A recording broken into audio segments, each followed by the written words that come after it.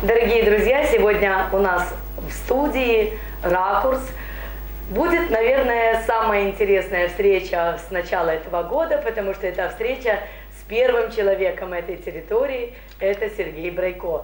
Мы, конечно, знаем, что в этом году, в прошлом году стартовало, а в этом году до октября все мероприятия, которые будут проходить на этой территории, они будут под эгидой 20-летия галереи Сергея Брайко «Ракурс». Арт-галерея Сергея Брайко последние 5 лет базируется на этой территории, и я надеюсь, что она будет здесь еще долгие-долгие годы. Мы сейчас с Сережей придумали очень много новых проектов. Более того, в этом году Сергей Брайко задействован еще в одном проекте Ольги Прокопенко-Котляровой, который называется «Белая акация». Вы все знаете, что давней мечтой Сергея Брайко было создать фестиваль искусств «Белая акация».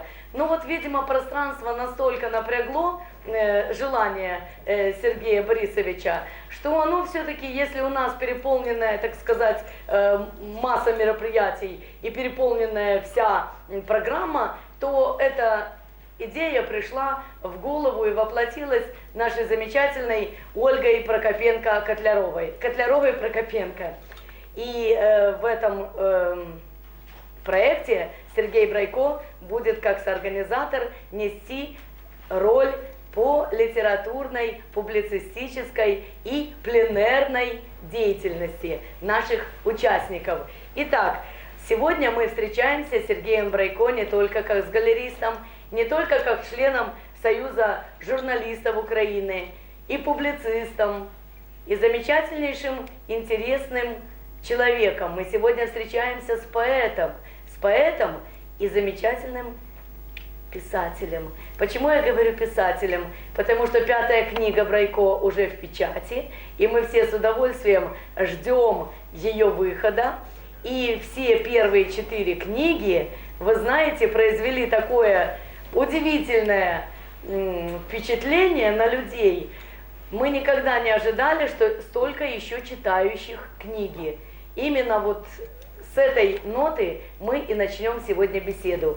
Сережа, я хотела бы сказать, что ты мне прочитал недавно из зарисовки из будущей книги, даже не из той, которая выйдет в печать. Вот давай с этого вопроса уже бери в бразды правления и веди беседу. Ну да, это процесс вечный. Какая-то книга в печати, а следующая уже на подходе. Я не думал вообще, что так получится, что это будет, ну думал, 1, 2, может 3.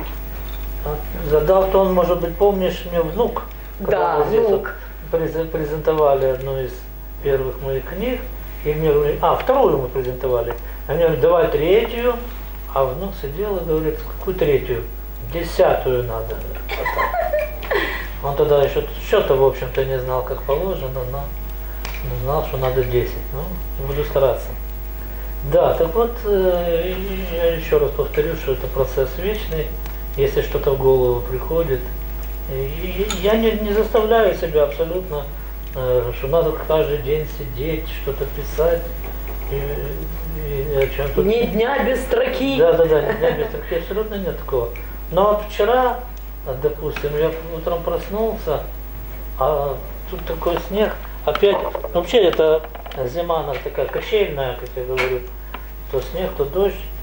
Но вчера так красиво было на улице. Я живу на 7-м этаже, а вот друзья выставили в Фейсбуке фотографии из 9-го там этажа, и у них получается под домом частный сектор, и так это красиво, это такие пряничные домики, присыпанные сахарной пудрой. И у меня тут же родилось вот такое. Пряничные домики, пудрою присыпаны. Выросли за ноченьку, вдруг в окне 9-го. Кто ж присыпал домики? Кто ж не спал 4:30? Дым из труб так ровненько, звездочки рассыпаны по небу пригоршнями. Месяц серп изогнутый, вот откуда сыпятся сахарные бусинки. Падают на домики, на деревья, кустики. Люди ходят гномики из окна 9. Я смотрю на улицу, стоя в теплой комнате возле радиатора. Как хорошо, замечательно. Но я тебе скажу, что вот эта вот удивительная такая у тебя линия, домики пряничные, звездочки, все такое чудесное, ты знаешь, вот просто меня как убаюкали эти стихи. Кстати, ты мне прочитал когда-то на днях, вот я даже не помню, на прошлой неделе, кажется, ты мне прочитал стихотворение, посвященное внуку.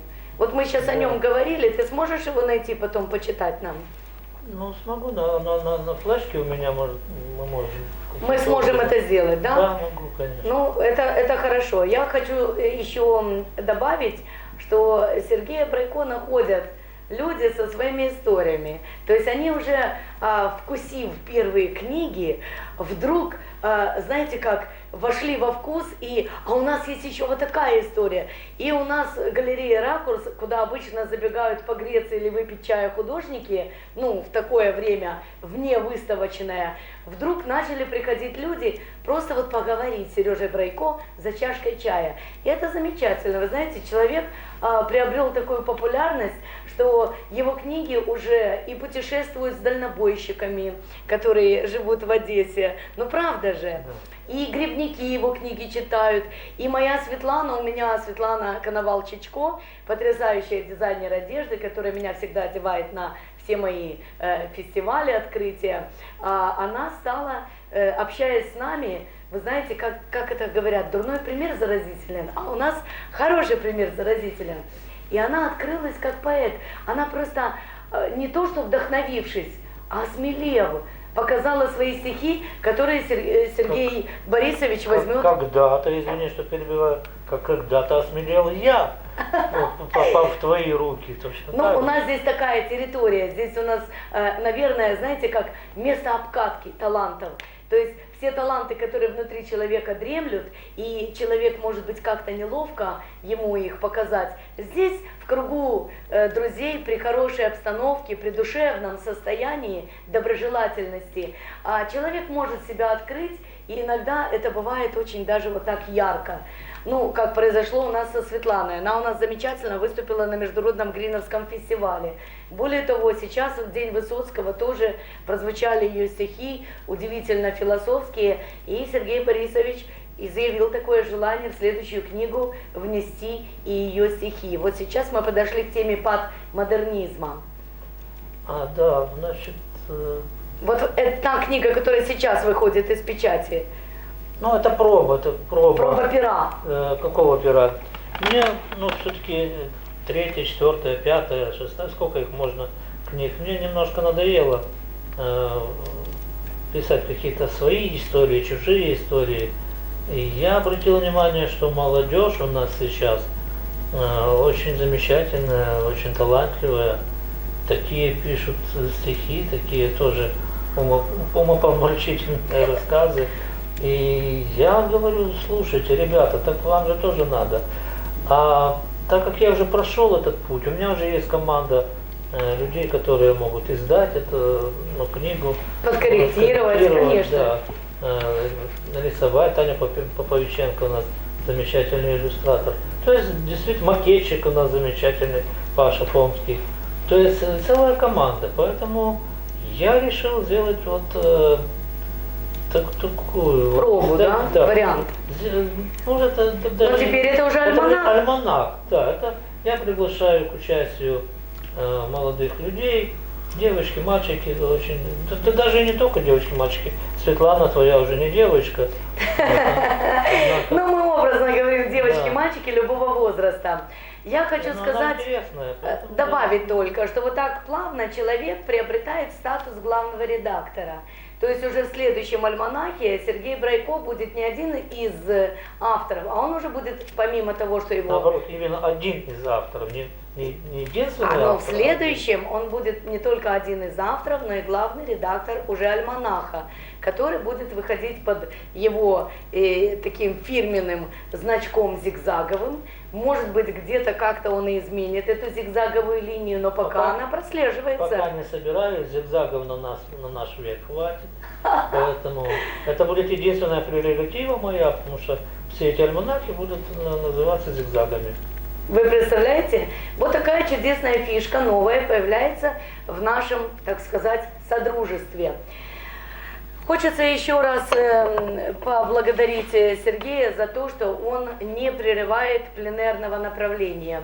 И вот буквально только весна откроет свои объятия, мы опять проведем сиреневый пленер. И, конечно же, Сергей готовится опять к встречам с одним из первых наших, ну, скажем так, партнеров, Надеждой Ткаченко. Надежда Ткаченко стала любимым нашим, скажем так, партнером, потому что художники действительно получают не только заряд энергии и бодрости, они получают ту дозу любви, которая необходима Творцу. И понимание, и любви. Более того, сама Надежда взяла в руки кисть и уже попробовала себя вместе с ними. Вот так удивительным образом Сергей Брайко формирует пространство, открывая таланты. Итак, дорогие друзья, у нас в студию уже внесли ноутбук, и Сергей Брайко готов продолжить беседу. Посвящение внуку. Ну давай я его зачту. Как быстро ты растешь, и кажется, что мною недолюблен. Пешком, как раньше, в гости не придешь, и я к тебе все меньше стал доступен. Как быстро ты растешь, и кажется, что мною недоглажен, а твой на голове короткий еж мне под рукой был бы чаще важен. Твой смех мне сил бы придавал, твои успехи творчество дарили. Совет мой был бы для тебя немал, и вместе по музеям бы ходили. Я не видал дедов своих, не слышал, да и отца лишь мельком между смен. Я мельницами давними воспитан, и до сих пор во мне этот акцент. Зато я знаю, став теперь поэтом, как Маяковский знал 100 лет назад, что хорошо на белом свете этом, и плохо, что я мог бы подсказать. Как быстро ты растешь. Мне хочется присутствовать при этом. Когда-нибудь, наверное, ты поймешь, что мне хотелось быть полезным дедом. Я ненавязчивым стараюсь быть, ты мой единый продолжатель рода. Фамилию Брайко тебе всю жизнь носить, поднявши голову легко, свободно, гордо. Да, я вам скажу, что Егор удивительный мальчик. В нем очень развито чувство справедливости, оно у него обострено. И Егор с большим пониманием и с большой любовью относится к своему дедушке. Я замечала, насколько они близки, когда он был у нас в гостях в галерее «Ракурс». И даже на нашем каталоге я специально подобрала такие картины, такие фотографии на коллаже, где Егор с бабушкой, с дедушкой попали в кадр. А теперь, раз мы уже задели эту тему, секундочку, я еще раз акцентирую внимание, что Сергей подыскивает то, что он сейчас будет читать следующим. А пока он это подыскивает, я хочу сказать про галерею «Ракурс». Мы в этот раз, проведя на 4 площадках экспозиции, посвященные 20-летию галереи «Ракурс», а начали мы празднование с октября 2020 года, завершим его в октябре 2021 года, мы решили издать по ходу вот такой замечательный памятный каталог, чтобы сохранить хотя бы часть того объема, масштабности, уровня, который был показан на этих 4 площадках. Я напомню эти площадки. Это историко-краеведческий музей. Это была наша первая площадка. И на этой площадке историко-краеведческого музея мы открыли экспозицию «Наши звездочки». Причем абсолютно все названия придумывал Сергей Брайко. всех участников подбирал он сам. Конечно же, это его детище, и это была серьезная, мощная работа, которую он провел. После этого у нас была встреча в галерее Валерия Махина, и там мы уже представили мастеров. И вот Валерий Махин собственной персоной, мы все знаем, что он оказался лауреатом нашего чудесного проекта «Дни бардовской песни в Одессе памяти Владимира Высоцкого». Совершенно неожиданно Валерий Махин стал лауреатом среди бардов и получил главный приз – бюст Владимира Высоцкого. После этого наша замечательная экспозиция, вернее новая часть этой экспозиции была засвечена в нашей галерее, в галерее арт-галерее Сергея Брейко «Ракурс» Альма-Матре. И после этого мы еще смогли презентовать зрителям Киева и любителям живописи в Киевской удивительнейшей галерее, которая обозначена в книге рекордов Гиннесса. Это арт-галерея «Глобус». Друзья, вы знаете, Сергей Брейко один из немногих, кто умеет действительно находить не соперников, не конкурентов, а друзей.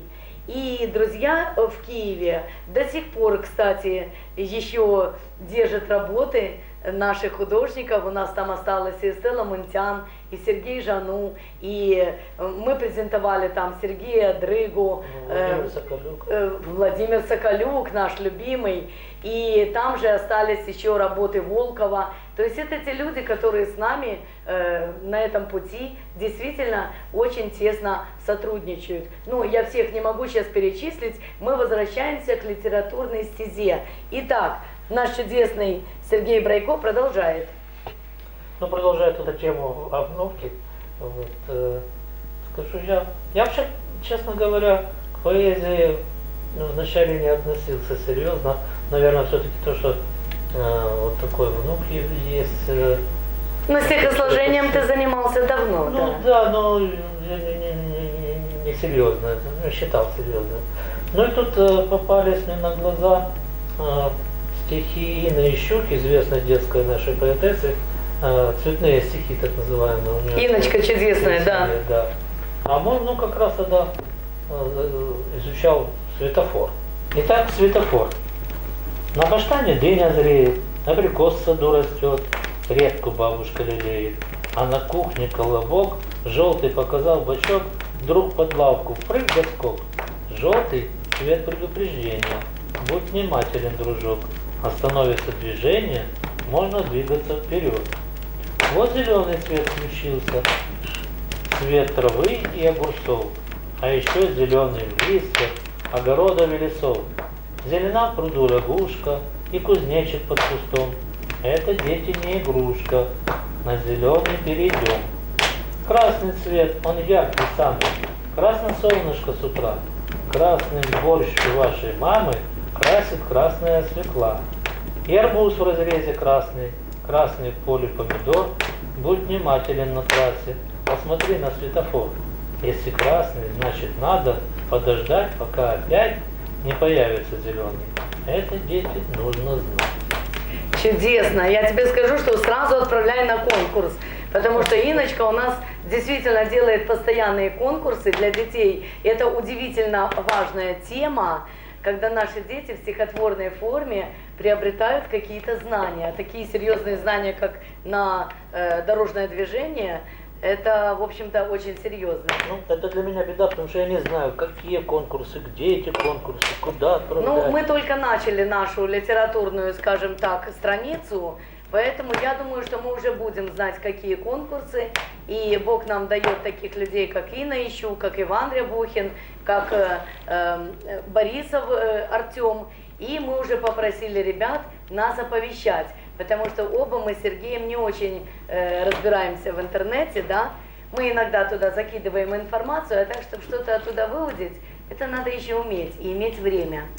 Я хочу предложить опять на книги, которые сейчас находятся в издательстве. Есть такой рассказ, который называется «Гравер Садовой 20». Так, такая предыстория. На Садовой 20 была общеизвестная, во всем городе известная граверная мастерская. Правда. И там работала одна, если нет, меня Рита поправит, единственная женщина-гравер в Одессе. Вот я. Да, первая женщина-гравер. Я всегда была первая, так уж по жизни. Так, итак, гравер с Садовой 20. Прежде чем рассказать эту историю, я попытаюсь пояснить само название. То, что Одесса город нестандартный, живущий по своим законам, известно всем. А потому и профессии, которые в приоритете у одесситов, тоже не такие, как в других городах. Почет и уважение заслуживали в недавнем прошлом у нас, например, рубщики мяса, продавцы газированной воды, приемщики стеклотары. А гравер, женщина, была и вовсе одна на весь миллионный город. Вот, у нас были еще ювелиры, извините. Просила Сережу внести это, потому что не хочется быть в одном ряду, извините, с рубщиками мяса, да? Угу. Ну, это ж понятно. Внесем. Да, внесем. Угу. Думал, все, в эту книгу Рита не попадет. Но уж столько о ней переписано. Все ее черточки подмечены. Все плюсы и минусы подчеркнуты. Какое там? Придумали мы ехать в Киев с творческим вечером. К давним друзьям моим, галеристам, семье Бойко. В галерее Будов. Как раз о том, о чем рассказывала Рита. Мы, это четверка непоседливых творческих энтузиастов. Я, Рита, Виолетта Лашкул и Сережа Никитченко. Вот ему-то Сергею и поручено было купить билеты на поезд в столицу и обратно. Дай Бог, чтобы хотя бы одно место на нижней полке было, произнес я за чаепитием у Риты. А то, может, и вовсе в разных вагонах. Рита в недоумении вытаращила на меня свои красивые, медалевидные, карие глаза. А ты что думала? Наверное, давно не ездила? Говорю я, учитывая опыт прошлых поездок. Сейчас так. Рита оставила в сторону недопитый чай, взяла в руки смартфон и сказала, как отрезала: мы так не поедем. Запросила у умного Гугла телефон железнодорожного начальства, затем вышла на старшего кассира и властным, не допускающим никаких возражений голосом, произнесла: я журналист Рита Колобова, президент благотворительного фонда АВА и первый арт-консул Одессы. Мне только что поручена поездка в Киев. Со мной едут 3 человека, и мы везем картины. Нам нужно отдельное купе. Минуту выслушала вторую сторону и продолжила. Хорошо, спасибо. Я, к сожалению, не смогу приехать. Очень загруженный день. От моего имени подойдет человек. Его зовут Сергей Никитченко. Кого он должен спросить? Спасибо, Светлана. Его проведут к вам. Я правильно поняла? Еще раз спасибо. Мой человек в течение часа будет у вас. Ты думаешь, сработает? Недоверчиво спросил я. Конечно. Даже не сомневайся. Много лет назад, когда я еще не была никаким арт-консулом, и даже журналисткой еще не было, ко мне обратилась одна моя подруга, Маша Петренко. Я никому не рассказывала эту историю, сейчас почему-то вспомнила. И дальше последовал удивительный рассказ, который заставил меня снова взяться за авторучку. Маша была чемпионкой Крыма по самбо в своем весе. А вес у нее был, как для женщины, не маленький. Точно не помню, но килограммов за 70. Мечтала эта девушка жизнь свою связать со службой милиции. Ну что ж, бывает такое. Приехала она в Одессу поступать в институт МВД. Да не поступила. Не пришла по медицинским показателям. Оказалось, у Маши порог сердца. Сказалось многолетнее занятие таким непростым видом спорта. А в условиях для поступающих в этот профильный вуз черным по белому написано: при наличии таких-то болезней прием документов у абитуриентов не рассматривается, в том числе и порог сердца. Приходит наша крымчанка вся в слезах подруги Рите Колобовой и рассказывает так, мол, и так. А ну идем, говорит Рита, покажешь мне, кто там старший у вас в этой приемной комиссии. Пришли. Вот тот дяденька в погонах. Рита тянет подругу за руку, подходит и говорит: я Рита Колобова. Это Маша Петренко. Ее надо принять. А кто вы такая, Рита Колобова? Последовал вопрос. Рита наклонилась к сидящему и тихо ответила. Я гравер Садовой 20. Офицер медицинской службы с нескрываемым интересом посмотрел на наглую девчонку, секунд на 30 задумался и громко позвал. Людмила Ивановна, подойдите ко мне. Мы, конечно, не можем знать, о чем думала эти полминуты начальник приемной комиссии, какие явки и пароли пронеслись в его памяти, но главное, что результат был достигнут. Маша была зачислена в институт. Ну, спасибо большое. Можно небольшие комментарии? Дело в том, что автор всегда имеет право на такое вот свое видение и переиначивание. Ну, в этой истории только Маша имя реальное. И, конечно же, поступала она в институт МВД Киева, а у нас еще не было института МВД на то время. И, конечно же, она не сопливая девочка, она была в отчаянии, она не была в слезах, она просто была в отчаянии, реально, что у нее порог сердца приобретенный в спорте. И порог сердца, который приобретен был в спорте, для меня это был тот знак, что это несправедливо. Как же? Она же все сделала для того, чтобы стать вот такой вот чемпионкой мира. А тут вот на тебе. И, конечно же, я именно это и сказала человеку в погонах, главному, от которого зависела судьба. И приобретенный порог сердца все-таки возымел, наверное, большее, все-таки, так сказать, впечатление, чем то, что я гравер. Читателя вот эти вот. А читателю это приятно.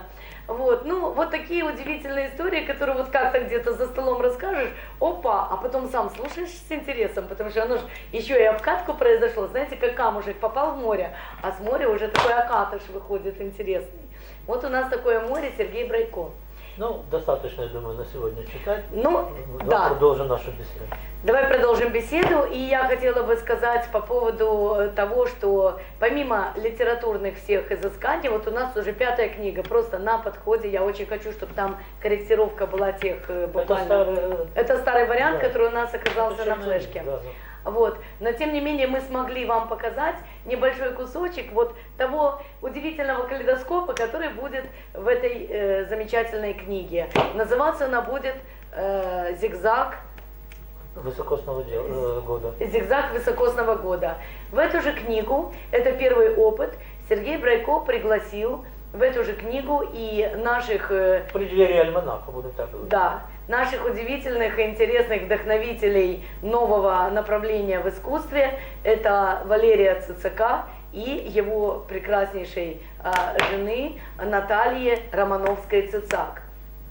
Их замечательнейшие выставки, которые здесь проходили, полные вдохновения, полные такого духа сотворчества, натолкнули на мысль ввести и их в эту книгу, так как постмодернизм мы продвигаем как члены Союза аристократов, это уже, так сказать, наша организация, дополнительно мы являемся ее членами, а помимо этого мы являемся друзьями. И, конечно же, мы понимаем важность продвижения определенного направления, а это новое направление. И в этой книге обложку, я так поняла, будет делать или сделала уже картина. Ага. Картина самой Натальи Романовской-Цицак, это уже тогда остаточно. Да, я тоже поясню. Дело в том, что я в каждой своей книге посвящаю, я называю их портреты художников, с которыми я работаю. Это были и Коля... Соколюк. Нет, про Соколюк это был отдельный рассказ.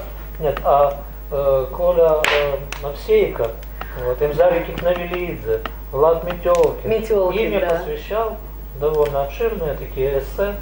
Вот, в этой книге у меня нет посвящения художнику, и поэтому вот Наталья Романовская-Цицак, она у нас будет на вкладышах и на обложке. Чудесно. Но я знаю, что на следующую книгу ты готовишь вариант еще про Сережу Дрыгу, открыть какую-то страницу. Удивительно, художник такой закрытый, и я вам скажу, не публичный. Человек, который, при том, что его картины действительно производят такое впечатление, очень приятное, не спешит поступать в союзы, не спешит вообще как-то себя популяризировать, где-то как-то спокойно эти книги продаются в пространстве. Ну и художник, конечно, достоин того, чтобы о нем все-таки сказать слово. И вот тут я хочу сказать, так как я не искусствовед, то я выбираю тех художников, с которыми меня жизнь связала, с которыми я поездил по пленерам. То есть я описываю скорее их бытовую жизнь, их внутреннее состояние. Раз я не могу сказать о Москве и направлениях, то я пишу о них как о людях. Но счастливое сочетание в том, что зачастую вышло так, что и люди, и творцы одинаково хороши. В каждой личности в равной степени. Прекраснейший живописец Николай Овсейко. Вот Микола Овсейко, он очень любит Украину, он очень любит природу, и она у него живая. А, конечно же, будет интересно о нем узнать как о человеке. Тем более это очень ценно, то, что их раскрывает Сергей Брайко. Их откроют искусствоведы сами по себе, как захотят. А вот открыть человека, какой он был на самом деле, это действительно замечательная, удивительная искорка к портрету, такой блик интересный. Ну и хотелось бы еще раз добавить то, что в этой книге сейчас будет и проза самого Валерия Цицак. Конечно, Валерий у нас очень многословный, безусловно, все наши тексты, конечно же, есть для этого корректировка, есть для этого формат произведений. Мы и меня урезали, и, конечно, сам Сергей Брайко себя там поурезал, чтобы было, и, конечно же, и Валерия Цицака также урезали, как и, так сказать, остальных авторов. Но вышло очень даже симпатично и интересно. Поэтому новая книга, мы с удовольствием ее ожидаем. Ждем. И вот Голубенко Евгений Михайлович, Голубовский, извините, Голубенко у меня вчера день рождения в голове еще, у Женечки. А вот есть еще Голубовский Евгений Михайлович, и есть у нас замечательный Всемирный клуб одесситов. И вот именно там мы созвонились с ним, и в марте месяце как раз выйдет наша книга, а у них закончатся ремонтные работы, и я надеюсь, одним из первых будет презентация Сергея Брайко. Он дал нам полное добро. Под Богом ходим, ну хотелось бы, да. А для нас это очень важно, потому что Всемирный клуб одесситов и книга «Одессика», вы знаете, это Одессика, это то, что составляет историю Одессы сегодняшних дней. И она так же, как когда-то Бабель, войдет в историю. Я в этом просто уверена. Ну и хочется еще, конечно, сказать и пожелать Сергею Брайко больших успехов. Хочется сказать, чтобы у него всегда было вдохновение, чтобы у него было здоровье, такой задор. Он у нас мальчишка, вы знаете, по сравнению с нами, у него столько идей, мыслей, он нас подвигает на эти мысли. И, конечно же, те клипы, которые сейчас гуляют по интернету, 60 тысяч просмотров, вы вдумайте, 60 тысяч просмотров на стихи Сергея Брайко, «Курсантская лестница», сейчас это «Вальс курсантов». Ну, название клипа «Вальс курсантов», а стихотворение называлось «Курсантская лестница». Вот немножко историю. Она в книге так и будет, «Курсантская лестница», то есть первоначально, значит, название, да. А когда попадает стихотворение к композитору, а потом сценаристу, да. Там уже что-то видоизменяется. Я сам не знал всех этих нюансов, потому что никогда не сталкивался с клипмейстерством, или как-то это сказать. Вот, ну и с композитором никогда не имел дела. Но вот действительно, когда я писал вот это стихотворение о Курсантской лестнице, я слышал вальс. Вот вальс, действительно, строчки катятся сами, и вальс. Оно это посвящено, там и Дюк Ришелье, там красивые слова. А музыка оказалась еще красивее. Поэтому-то надо благодарить Сергея Никитченко, что получился вот такой Сергей замечательный Никитченко с нами более 15 лет. И вот впервые только мы увидели его в отношении нас в этом замечательном клипе. Хотя нет, еще был клип о дальних мельницах. До этого был клип, да. Тоже на слова Сергея Брейко. Потому что, ну, я могу рассказать эту историю, но Да. не сильно длинно, но поможет. Ничего страшного. Тут такая история произошла. Я читаю, стараюсь, во всяком случае, уже упомянутого нашего Голубовского Евгения Михайловича читать на Фейсбуке. Он всегда очень интересно пишет. Ну, И прочитал Голубовский. однажды, да, такое эссе достаточно большое о ближних мельницах. На ближних мельницах мы знаем, что там был и Катаев, Багрицкий, и Татьяна Тесс, ну, как-то так. Ну да. А мне стало интересно, я-то рожденный, вырос на дальних мельницах. И никого такого не могу вспомнить. Пишу я в мессенджер: Евгений Михайлович, а вы знаете кого-нибудь с дальних мельниц? Нет, к сожалению, говорит, не знаю. А вот ты, говорит, возьми и напиши. А ты что, сам он знал, что я с дальних мельниц? Уже где-то я говорил об этом. Угу. И я действительно занялся этой историей. Я взял интервью у некоторых людей, прошелся опять по своим родным дальним мельницам, всколыхнул свои какие-то воспоминания. И оказалось, что да, творческих людей, спортсмены есть выдающиеся, были. То есть, нет, есть Николай Авилов жив еще, выдающиеся спортсмены на дальних мельницах. А вот творческих людей как-то не было. И вышел серьезный материал, кстати, Да, в Одесском вестнике. Там Евгений Михайлович разместил эту статью во всемирных детских новостях. Да, кстати, я докопался до того, что это в прошлом году было, осенью, я докопался до того, что как раз в это время, осенью 2020 года, было 200 лет дальним мельницам. Ну, какой серьезный юбилей. Да. Даже асфальт появился на улицах. И, да, и в тот же юбилейный год я решил посвятить им тоже стихотворение, которое легло в основу потом клипа, который клип называется «Район Одессы», но это всем понятно. Очень светлый, приятный клип, который тоже разошелся и вот. нашел своих любителей и подарил чудесному району Одессы гимн.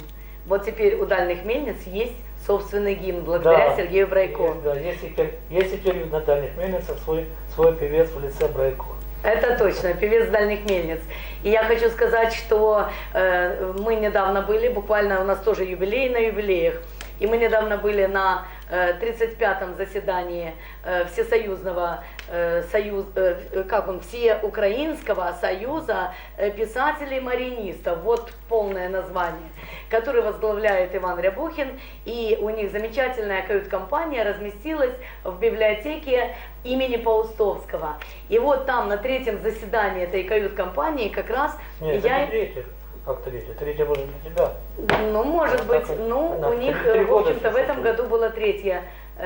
В этом Да, году? 3-е заседание, значит, этой кают-компании, и 3 года с их основания, Ну, да. это были сплошные юбилеи, и благодаря тому, что был тоже на флешке этот материал, мы смогли подарить всем участникам кают-компании, смогли подарить чудесную видеозапись именно этого клипа. И вы знаете, насколько приятно морской дух, которым, ну вот буквально полнится эта, как это назвать, картина, этот фильм, это видео. В нем поучаствовали мы все. И Александр Бабенко, и меня смогли туда тоже попробовать в роли с ним повальсировать. Я даже не знала, в какой роли я с ним буду. Для вальса я думала, я встану в какую-то позу, и все, и будет кадр. А оказалось, надо было вальсировать, чего я вообще не умею. Короче, я чуть не завалила Александра Бабенко. Это было весело, это было здорово, это было так смешно. Но Картамышев Володя, он смог это все как-то так обыграть и сделать замечательный клип. Кстати, Картамышев успел. Последние кадры этого клипа, они должны были быть возле фонтанчика. И капли должны были капать вот как концовочка. И вы знаете, он настолько плохо себя уже чувствовал, что каким-то странным непостижимым образом Жара была. он отснял, но он не успел нажать при закрытой крышечке. То есть сознание человека уже, он на последнем дыхании, можно сказать, сделал чудесную эту работу, и вскоре он уже, так сказать, ушел от нас. И вот в благодарность о нем Сергей Брайко даже написал такое и четверостишье, и поучаствовал в афишах, правда, ребята другие там придумали, но я-то видела вот эту работу души, благодарной Сергея Посвящение Брайко. ему тоже написал в этой книге. Оно будет, да? Посвящение Карканышеву. Вот. Поэтому нельзя забывать тех людей, кто шел с нами по пути, а благодаря таким людям, как Сергей Брайко, еще и остается живая память о них.